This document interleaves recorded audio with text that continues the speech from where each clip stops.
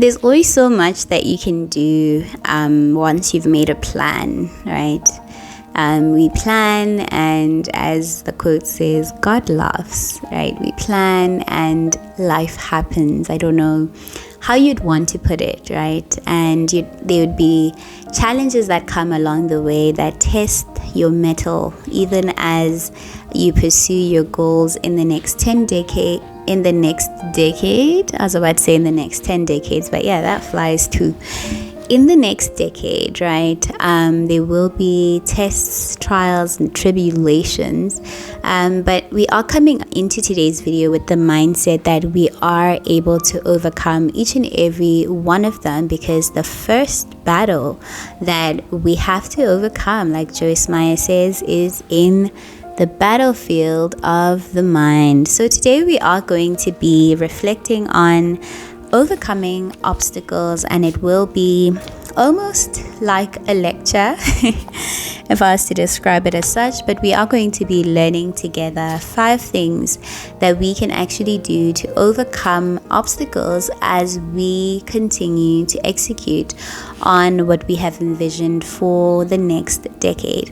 Hi there and welcome to my YouTube channel. The name is Gorata.Selaledi. I'm so excited to be here today on this beautiful Monday evening. I hope you had a good day. I hope you had, I'd say, a great start to this new week, and I hope you are looking forward to this new week. I hope you have purpose in terms of what you want to accomplish in terms of your physical goals, your emotional goals, your financial, your emotional goals, your social goals. What do you want this coming week, right? And we are going to be learning about 5 key things that we can actually do to overcome obstacles. Life will happen. Even as we plan, something will happen along the way that might come in to demoralize you, to leave you frustrated in now executing or pushing past that particular obstacle. Case in point, for my YouTube channel, when I started this program, my phone started acting up terribly, and I was at a place where I hadn't really budgeted for how much I had to pay to fix the phone, right? But then that could have actually demoralized me from continuing on here on my platform. But I chose to say, you know what, in time I will come back to the platform. I will not allow this to actually overcome me, right? I will overcome it. I like how that played out. But welcome, right? So we are on week 5. This is an 8-week program. Please excuse my dog outside. The joys of recording at home. We are not in any kind of studio. Just gonna pause to let him be. Okay. So we are on week 5 of 8, and we are continuing the conversation around envisioning the next decade. If you are new here, welcome. We have 4 other videos that you may have missed, and I want to encourage you to go back, watch the videos, do the work. I am personally going to go back to those videos come beginning of November, and I am actually just going to be doing the reflections again, given that 8 weeks is 2 months, so November, December. I'm going to use that time to actually reflect on the past year and map out in more definition my hopes and dreams for the next decade. Excuse my dog.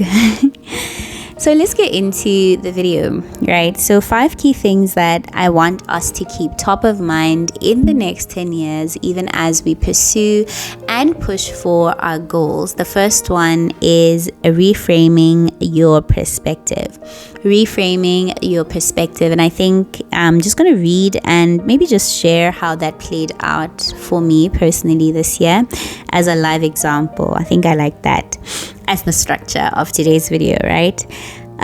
So in thinking about reframing is really just changing the meaning changing the meaning that you give to an event or a situation. And in this case, when you look at an obstacle, you don't necessarily look at it and allow it to overwhelm you. You ask the question, but why is this happening, and why is this here, and what can I learn from this particular happening, and most importantly, what opportunity exists in this situation right now, right? And you'd find that we get overwhelmed because of how we view the obstacle that is in the way. And the obstacle would be, something that is actually maybe causing delay or stopping you completely from achieving your goals. And something I thought about when I read Reframing Your Perspective for me personally in 2024 that was very effective was going for therapy, right? We had a conversation, I think a few weeks ago, with a few colleagues around therapy, and we're just sharing how you'd find that with therapy, different strokes for different folks. That was my opinion or my contribution in that conversation. But what I have seen in terms of therapy in 2024 is that therapy literally helped me change my perspective, right? I came into the sessions very overwhelmed with regards to the situation that I was going there for. And just to be transparent, I was going there for grief counseling and realizing that I hadn't actually given myself time to grieve. And going into those sessions, I would come out with a new perspective. I would come out with a new meaning that I can actually tie to what had happened. And actually, that new perspective would bring peace and would bring clarity, and that heaviness that I would have felt concerning the situation would be relieved, right? So I'd want to encourage you to get to a place where you are able to really ask yourself to say, what is the narrative that I have tied to this situation, right? And how does that make me feel? What is the meaning that you have tied to the happening? And is it serving you, right?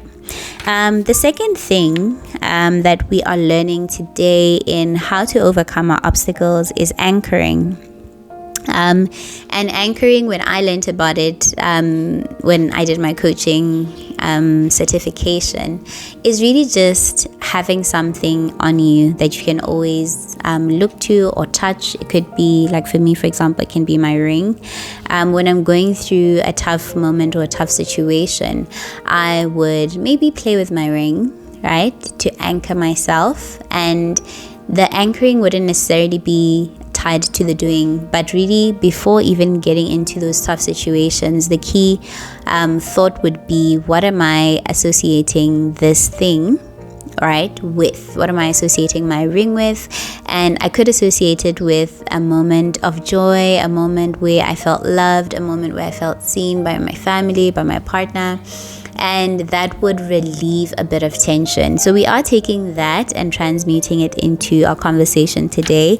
And in thinking about the next 10 years in terms of our journey, I want us to anchor ourselves on time, right? So anchor ourselves on a time where you overcame an obstacle. I can recount a couple of times in 2024. If I take time to really just reflect on how the year played out, there are so many moments where I overcame. And in looking into the next 10 years, there will come times that I will have to overcome. And in anchoring, it's really just taking a second to step back and say, but Gorata, remember that time when you felt you were going through the trials and tribulations? You made it through, right? So really just think about how you made it through that moment to actually carry you through the current storm. And obviously it's easier said than done. So I think what we're doing here today is really just coming up with a strategy to help you think through what you're going to do when the storm arrives at your doorstep, right? Because we've planned, we've visualized, and it's a matter of, even through the manifestation of those goals, as you execute, life will continue to happen around us. So we are living or executing from a very realistic place, right? And the third thing that we are learning today in how to overcome our obstacles is modeling success, right? Modeling success and models we can find through books, right? Autobiographies, through conversations with our family members, with our friends, hearing their stories, what they've lived through. And for those that have lived through a similar experience as yourself, right? And you'd find through this life journey, there is someone out there who has experienced what you've experienced and overcame it, right? So in learning to model success, what we're doing is then really studying the journey of those who came before us, right? So studying what did you do when you were living through that particular thing, and modeling their habits to say, I was going through it, right? But this is what I did to center myself on a daily basis. For me personally, a habit that I'm starting to adopt is breathing exercises. And I downloaded this app called Tide. Absolutely amazing, a lot of great free features, and I am able to actually center myself throughout the day when I'm feeling overwhelmed, right? So that's one habit, right? And this is from a point of reference to those who are in corporate and having to push through, I'd say, tight deadlines or a bit of pressure.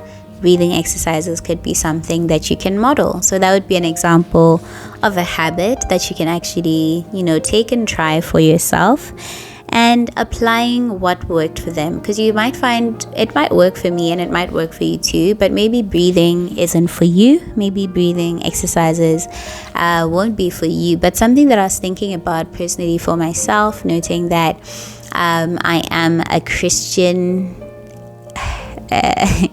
There's something that Maya Angelou said to say that, you're a Christian, you've arrived. I read it in some book. So even me saying that, it seems as though it's a complete statement. So I am, I'd say, a Christian in training, right? As a Christian in training, a habit that for me works is praying and reading the Word of God, right? A habit that actually pulls me out of the storm, a habit that takes me through the storm, a habit that gives me so much peace. So what is it for you? Think about it, and we are developing strategies for us to be able to overcome obstacles in the next decade, even as we strive and push on to the great goals that we've set before us, right? And then the fourth thing that I'd want for us to learn today from this video together is focusing on what you want and not what you fear. I heard a quote that stuck with me. I forgot who it's by, but it says it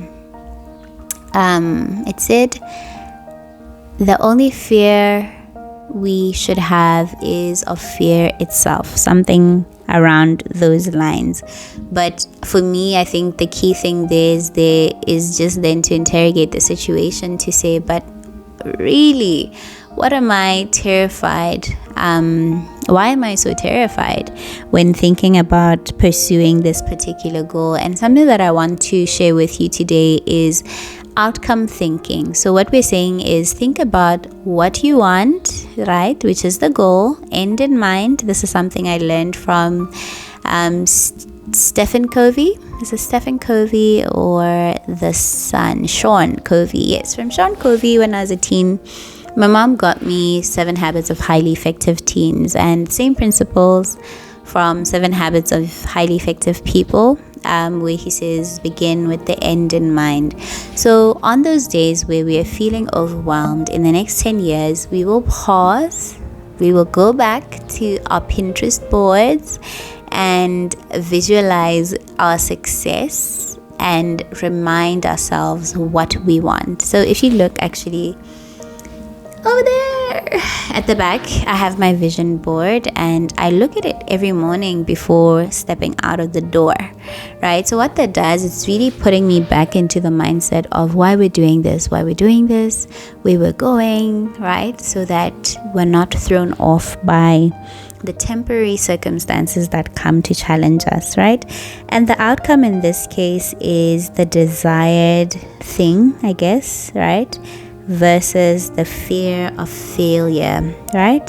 Changing your mind to focus more on what it is you're trying to attain versus the fear of you failing in that journey. So let us learn to let the ultimate outcome guide us, right? So even for myself, in my YouTube journey, I'm actually looking at it to then say, ultimately, as I continue to create these free programs, there will be transformation that will arrive at your doorstep, that will arrive at someone's doorstep. I don't know how many, but the prayer here is to then say more people are stepping into their power, more people are operating from a place of intention and deliberateness. That's how I wanted to say it. Being deliberate about how you show up in your life, right? And the impact that you make. So the last thought or the last learning that we have today is really around changing your internal dialogue, right? Changing your internal dialogue. I almost even got thrown off because I was reading the title again and got thrown off. But in learning to overcome obstacles, what we are learning today is change your internal dialogue, right? Change the internal chit-chat that is happening in your mind, even as the obstacle greets you and says, "Hi, how you doing?" Sorry for using a deep voice. Let's not assume it's a man. But when that obstacle comes to your doorstep and wants to sit next to you and talk to you, what do you say back to it? And that is really that in terms of changing the internal representation of how you address yourself when you're going through those obstacles.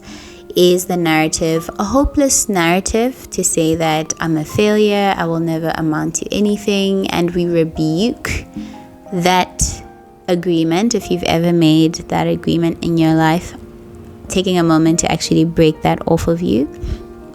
Faith-based girly coming out. But breaking off that mindset and taking up a new empowering mindset. This posture is so comfortable, but it looks funny. But taking up that mindset for yourself, where you are now more hopeful, looking forward to a future that is filled with hope, believing that things will work out for you, right? And a practical tip that I would like to give, actually, there is an app called Motivation, and I Am. They're cousins or sisters or from the same family, right? I'll try find them and put them here. I always do this, I am gonna forget, but I'll try get the links on the App Store and put them so that you are able to download them. I love them personally because I get as many times as I want. I set motivation quotes and also affirmations that I can recount and say to myself throughout the day, right? So changing deliberately that internal dialogue is important, because you are going back to the reframing conversation we had. You are changing the story that you are telling yourself about the situation that you are living through, right? And I think the key closing thought when thinking about the internal chit-chat is around the fact that the words that you say to yourself shape your reality. So I'd want to challenge you to replace those negative thoughts, right, with affirmations of strength, of capability, and determination. In the past video, what I shared and what someone commented that stood out is allow yourself to dream, right? Allow yourself to dream, and in implementing or dreaming practically in an organized way, there will be challenges, there will be obstacles, but when they come, I want you to get out of that habit of thinking negatively or giving a negative meaning, right, to that moment, but looking at it very differently. I think the biggest thing that has come out of today's video, just to summarize, is really just the power of your mind. Your mind in the next 10 years has to be your friend. So here's to being deliberate about what you feed your mind, what books you're reading, what music you're listening to, what videos you are watching, right? You are programming and building into your operating system key thoughts and beliefs even as you do this, right? So I'd want to encourage you to be deliberate. Go sit down and think about what things are actually polluting my mental landscape that might not serve me, even as I try accomplish what I have set for myself in the next 10 years. Otherwise, thank you so much for tuning into today's video, and I will see you in the next one, where we continue week 6 of 8. So exciting, so excited. But thank you so much for watching this video to the very end. I am Gorata.Selaledi, your coach for this Monday. Thank you so much. May God's favor locate you, and may His grace sustain you as you push through to be intentional and deliberate in the next decade. Thank you so much. Be blessed.